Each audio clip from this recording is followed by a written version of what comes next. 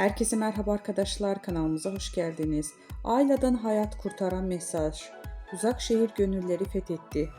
Kanal D'nin rekormen dizisi Uzak Şehir kendi gündemini yaratırken bir yandan da sosyal sorumlulukların mesajlarıyla hayata dokunuyorlar.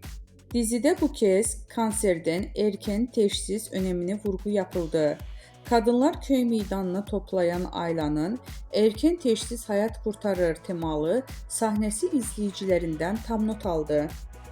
Dizide hekim olan Ayla, kadınlar biz bedenimizi de yuvamız, bedenimizi koruyacağız diye seslendi. Bir ağrı hissederseniz, bir kitle elinize gelirse veya vücudunuzda bir değişiklik fark ederseniz mutlaka doktora başvurun. Kanserde erken teşhis gerçekten hayat kurtarıyor sözleriyle izleyicilerin farkındalık yarattı. Uzak şehir bu anlamlı hareketiyle bir kez daha gönülleri fethetti.